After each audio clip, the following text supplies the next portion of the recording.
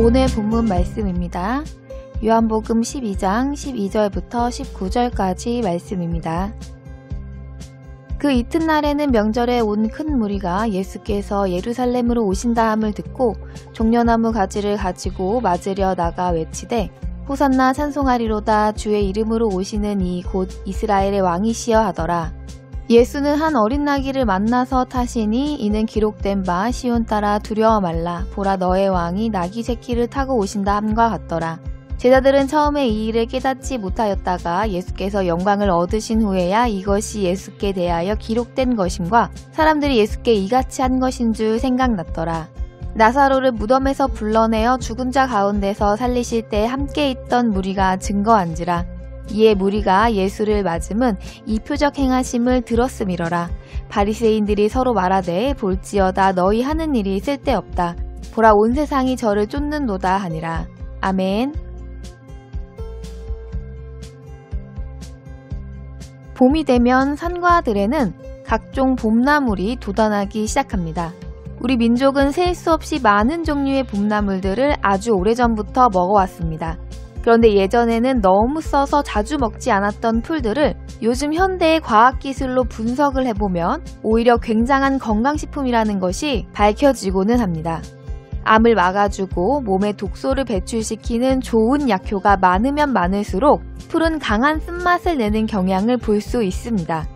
우리 인생들은 죄라는 치명적인 독에 중독되어 있으나 그 유일한 치료제는 상상할 수 없을 정도로 쓴 것이 사실입니다. 죄는 우리의 생명을 삼켜버린 것이기에 우리는 치명적인 독을 마셨다고 할 수 있으며 이 독을 해독하는 약은 구약과 신약이며 이 두 가지를 합쳐서 예수 그리스도임을 성경에서 가르쳐 주시고 있습니다. 인간이 살아가면서 입에 쓴 것을 먹어야 건강하게 자라나는 것이 당연한 것처럼 우리도 쓴 약을 먹어야 건강한 새 생명으로 자랄 수 있는 것은 매우 당연합니다. 오늘 본문은 예수 그리스도께서 아무도 타지 않은 어린 나귀를 타시고 예루살렘 성으로 입성하시는 장면입니다. 예수님께서 예루살렘 성에 입성하실 때 수많은 유대인들은 종려나무 가지를 흔들고 호산나라고 외치면서 예수님을 열렬하게 환영했습니다. 호산나는 구하옵나니 이제 구원하옵소서라는 의미의 외침이었습니다. 이들이 예수님을 향하여 호산나를 외치면서 열렬히 환영한 이유는 17절에 기록되어 있습니다. 예수님께서 예루살렘 성에 입성하기 직전에 예수님의 친구였던 나사로가 사망하는 일이 있었습니다. 나사로의 두 여동생이었던 마리아와 마르다는 예수님에게 나사로가 병들었으니 고쳐주시기를 간청했으나 예수님은 나사로가 죽고 사흘 후에 나사로를 찾아오셨습니다. 예수님이 나사로를 찾아오셨을 때 나사로는 이미 죽어서 무덤에 들어간 지 4일이나 되어 냄새가 나는 상태였습니다. 마르다는 예수님이 함께 계셨더라면 오라비가 병고침을 받아서 죽지 않았을 것이라고 눈물을 흘렸습니다.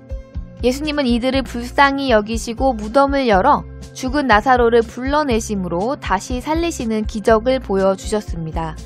나사로의 집은 예루살렘에서 얼마 떨어져 있지 않은 베다니란 곳이었고 이때 수많은 유대인들이 죽은 나사로를 살리시는 예수님을 직접 목격했습니다. 그리고 그 소문은 빠르게 퍼져나가 수많은 유대인들이 듣게 되었고 예루살렘을 입성하는 예수님을 향하여 열렬히 환영하였던 것입니다. 즉 이때 예수님은 죽은 자도 살리시는 엄청난 은혜를 베풀어 주시는 사랑의 예수님이셨습니다. 이러한 예수님의 역사는 누구나 마찬가지이듯이 유대인들에게도 달콤한 약과 다름없었습니다. 예수님이란 존재를 환영하기에 있어서 조금도 힘들지 않은 달달한 약이었기에 유대인들은 두 팔을 벌려 예수님을 맞아들였던 것입니다. 그러나 예수님이 유대인들에게 엄청난 환대를 받는 것이 대제사장과 바리새인들에게는 탐탁지 않았습니다. 모든 사람이 예수를 믿음으로 말미암아서 자신들의 기득권을 빼앗길 것을 염려하였다고 요한복음 11장에는 기록하고 있습니다. 그래서 그때부터 대제사장과 바리새인들은 예수님을 죽이기를 작정하여 모의하게 되었습니다. 예수님께서 열렬하게 환대를 받고 예루살렘에 입성하신 후에 예수님의 행보는 예수님을 열렬히 환영했던 사람들의 기대와는 달랐습니다. 예수님은 기적을 일으키시면서 그들이 원하는 달콤한 것을 주신 것이 아니라 오히려 자신의 죽음을 말씀하셨습니다. 그리고 기득권자들은 예수를 죽이기 위해서 계속해서 모의하고 예수님을 잡아오기를 백성들에게 요구했습니다. 그래서 예수님은 열렬한 환영을 받으면서 예루살렘에 입성하시고 고작 3일이 지나기도 전에 예수를 십자가에 못 박으라는 군중들의 거센 함성 소리를 들으시면서 빌라도 앞에 서게 되신 것입니다. 호산나를 외치면서 예수님을 열렬히 환영했던 유대인들에게 예수를 죽이고자 하는 세상의 권력자들에게 맞서 싸우는 일은 마치 쓰디 쓴 약을 먹어야 하는 것과 같았습니다.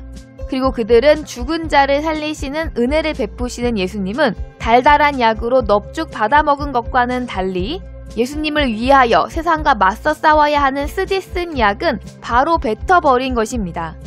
우리는 이 쓴 약을 달게 먹을 수 있는 능력이 있어야 합니다. 이 능력은 어디서 옵니까? 요한복음에서 예수님은 특별하게 예수님을 사랑해야 함을 반복하여 말씀하고 계십니다. 요한복음 8장에서 예수님은 하나님이 너희 아버지였으면 너희가 나를 사랑하였으리라 하고 말씀하셨습니다. 즉 예수님을 사랑하는 자는 하나님의 자녀라는 증거이며 우리가 하나님의 자녀일 때 쓴 약을 먹을 수 있는 힘을 얻는다는 것입니다. 인간은 하나님과 원수된 자입니다. 원수는 원수를 사랑할 수 없습니다. 하나님과 원수된 우리는 하나님을 사랑하지 않으며 쓴 약을 먹고 싶지 않은 것이 당연한 마음입니다. 그러므로 우리는 우리 스스로 하나님을 사랑하는 자라고 당당하게 말하는 교만함을 버려야 합니다.